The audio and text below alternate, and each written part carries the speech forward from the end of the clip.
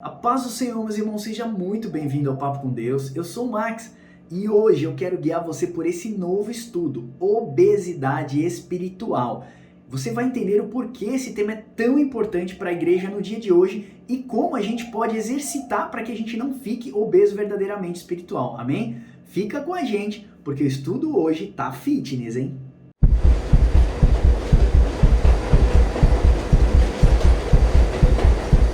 Vamos lá, vamos fazer esse estudo aqui que ele tá bacana, essa ovelhinha gorda aqui tá o máximo, cara. Eu acho o máximo essa ovelhinha, né? Acho que é Shaw, né? Ovelha Shaw, preciso dar até uma olhada. E eu falo sobre obesidade espiritual. O que é obesidade espiritual? Nós vamos entender, né, o que é o conhecimento da palavra de Deus, o que nós temos comido e bebido e qual a finalidade então de comer e beber, né? Porque Jesus, ele ensina o seu ministério durante 3 anos e você vê que Jesus depois envia os seus discípulos de 2 em 2. São as suas 2 testemunhas para ministrar a palavra de Deus. E o Senhor tende a nos ensinar através disso que a nossa vida precisa testemunhar a favor do reino. Então assim, nós temos comido e temos bebido do reino do Senhor. E o que nós temos feito com o que nós temos aprendido? Não podemos ser que nessa ovelhinha Shaw aqui, tá bom? Então vamos lá, vamos começar aqui em cima. A obesidade espiritual existe e ela é tão perigosa quanto a obesidade física, tá? Então a sua obesidade espiritual ela é tão perigosa quanto a obesidade física, tóxica, eu quero dizer, tá bom? Os fariseus estavam cheios da palavra, mas não praticavam, não ensinavam. Nossa, mas que palavra pesada, né? Ser tóxico, a palavra de Deus não é tóxica, não. Aquilo que você aprende com o intuito errado, ou que você aprende e não exercita, acaba te intoxicando, te alimentando demais, te levando a uma obesidade espiritual. Olha o que Jesus fala para os fariseus, ele fala assim, olha, aprendei tudo que eles ensinam, mas não praticai os seus atos e suas atitudes. Ou seja, os fariseus estavam cheios da palavra de Deus, estavam cheios do livro da lei, mas eles não praticavam. Então assim, não dava para seguir o exemplo deles. E o que eu quero passar para vocês aqui é sobre isso, sobre testemunho de vida, né? Sobre o testemunho de vida, tá bom? Então eu quero começar aqui em 1 Timóteo 4, de 6 a 8, que diz o seguinte: expondo estas coisas, irmãos, serás bons ministros de Cristo Jesus, alimentando com as palavras da fé e de boa doutrina. Se alimente com a palavra de fé e de boa doutrina. Mas rejeita as fábulas profanas das velhas caducas. Exercita-te pessoalmente na piedade. Como é que você vai fazer? Você vai se alimentar da palavra da fé, mas você vai exercitar o quê? Pessoalmente na piedade, na caridade, tá bom? Pois o exercício físico para pouco é proveitoso, mas a piedade para tudo se aproveita, porque tem a promessa da vida, agora é a que há de ser. Ou seja, está falando o seguinte, a palavra que nós temos comido, né, tem nos alimentado, tem trazido fé e esperança no nosso coração, mas exercita também. Então você se alimenta, mas exercita, como um atleta faz. Ele toma lá o whey protein dele, toma as vitaminas dele, né? Ele se alimenta direito, ele come ovos, ele tem uma nutrição toda preparada, balanceada, mas ele se exercita também. Para quê? Para que seus músculos cresçam, para que seu corpo corresponda. E é isso que Timóteo, essa epístola a Timóteo está falando, né? Quantidade de informação. Estamos na era da revolução da informação, como nunca vimos antes. Hoje, qualquer informação está na ponta de um clique. O YouTube tem sido uma grande ferramenta para expandir a palavra de Deus. Nós, do Papo com Deus, temos conseguido alcançar muitas vidas no Brasil e em outros continentes. Porém, a minha preocupação é hoje levar você a se perguntar o que você tem feito com tanta informação.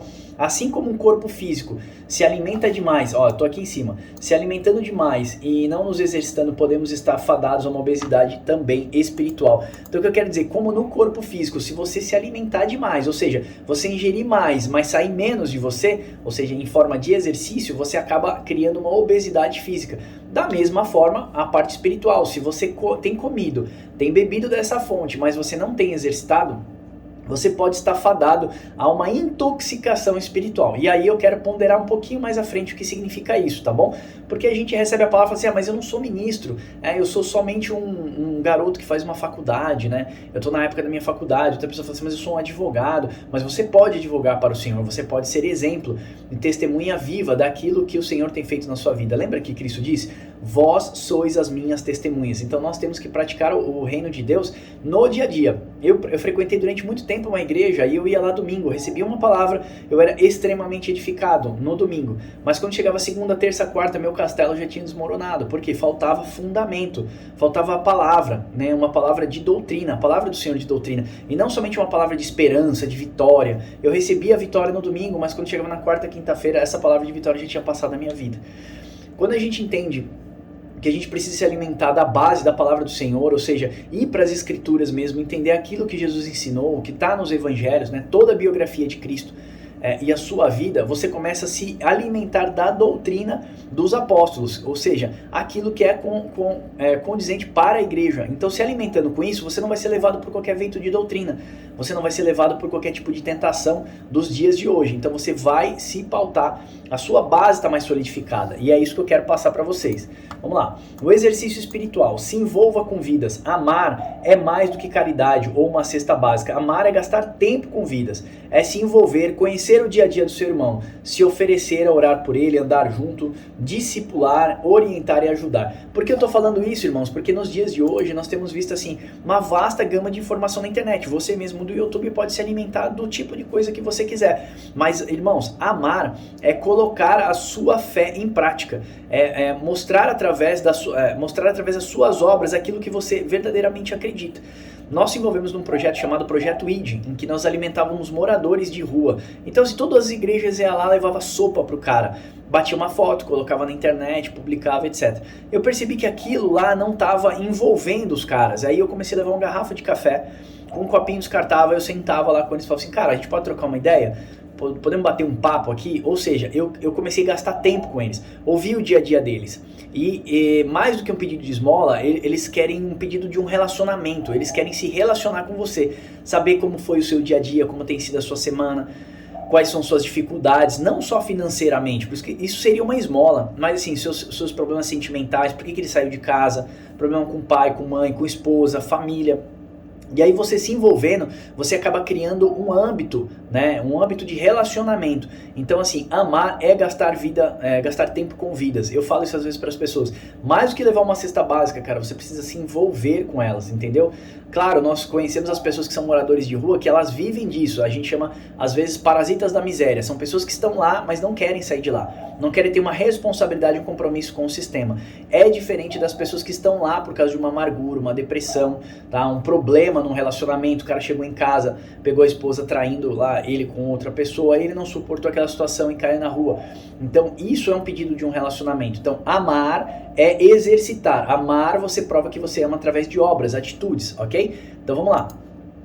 Malhação da fé. Qualquer pessoa que ingerir uma quantidade exagerada de alimentos sem praticar exercício físico estará propenso a engordar e, consequentemente disso, terá uma série de problemas físicos.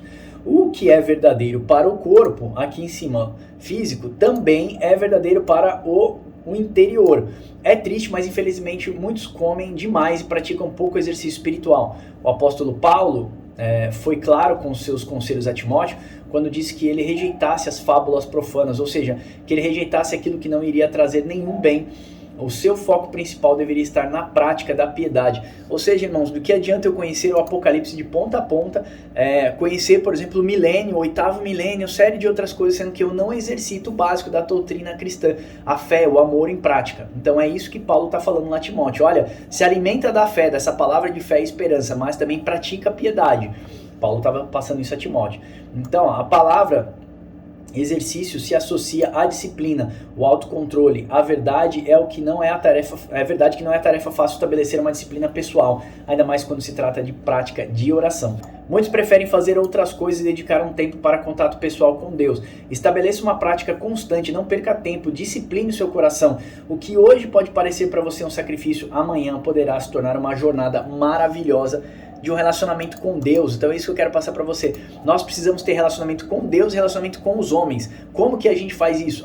Com Deus através da vida de oração e leitura da palavra. Com os homens é praticar o amor, aquilo que Deus tem nos entregue através da palavra de fé e esperança, através de boas práticas de amor, né? De atitudes de amor. Aí eu quero ler para você aqui, que não está aí no estudo, Provérbios 23, 21. Olha só o que fala. Porque o comilão e o beberrão caem em pobreza e sonolência, vestirá de trapos o homem.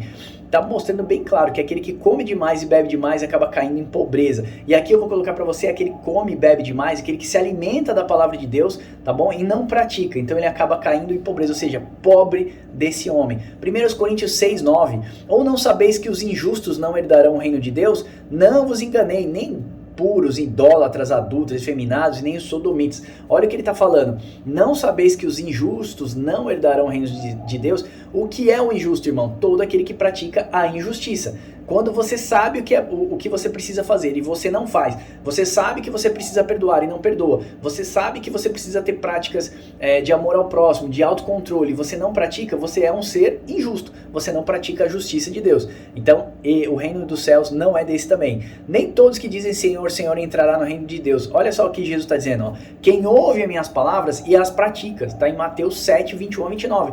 Não é qualquer um que vai chegar lá e falar, mas eu ensinei, eu fiz isso, eu também... Não. Você ouviu as minhas palavras, mas você não praticou. Por isso que Jesus ensinou durante 3 anos e depois pediu para que seus discípulos saíssem, né, sendo testemunhas dele em Jerusalém, Samaria, até os confins da terra. Lucas também vai falar a mesma coisa. Por que me chamais Senhor, Senhor, se você não faz o que eu mando? Olha, Senhor é aquele que tem controle absoluto sobre o seu servo. Se Jesus é o meu Senhor, então eu sou o servo dele. Logo, servo é escravo das vontades do seu Senhor. E a vontade do seu Senhor é que você vá por todo o mundo e dê frutos verdadeiramente de convertidos. Então é isso que eu queria compartilhar com vocês. Se alimentar da palavra de Deus, beber e comer dessa fonte é uma responsabilidade de cada cristão. Praticar então obras de caridade e piedade. Eu não estou falando para você sair por aí na rua dando sopa para todo mundo, tá bom? Esse não é o objetivo, isso é um ministério. Vocês precisam montar um ministério. Esse ministério precisa estar envolvido com homens principalmente. Eu vejo às vezes mulheres fazendo esse tipo de trabalho, é muito perigoso. Eu fiz esse trabalho nas ruas, pessoas drogadas, tive problema com pessoas que quis brigar comigo na rua, então eu tenho que tomar cuidado com isso. Você precisa estar envolvido. Eu fiz esse trabalho durante 3 anos, irmãos, e isso mudou a minha vida. Deus aperfeiçoou a minha vida através disso. Então, eu quero dizer que a prática da piedade e caridade é na sua faculdade, é na tua empresa, é no dia a dia, no mercado, é ser exemplo, ser o louvor da glória de Deus manifesta entre os homens. Amém? Eu espero que esse vídeo tenha te abençoado verdadeiramente, que a gente entenda que se alimentar somente da palavra, mas não dar frutos verdadeiramente de convertidos, é ser uma ovelhinha chau aqui, essa ovelhinha obesa. Amém? Eu espero realmente que a sua vida espiritual não esteja como dessa ovelha. Esse é o meu desejo. Eu quero dizer para você que lá no nosso site tem cursos gratuitos e certificados online para você poder ser abençoado. Também tem mais de 80 e-books. Se você quiser entrar nas nossas listas de transmissão de WhatsApp e Telegram, vou deixar um link aqui abaixo também, o e-book desse estudo para você fazer download. E se você é novo aqui no canal, vou pedir para você se inscrever aqui e compartilhar esse vídeo também para abençoar muitas outras vidas. Amém? Deus abençoe você e até o próximo Papo com Deus.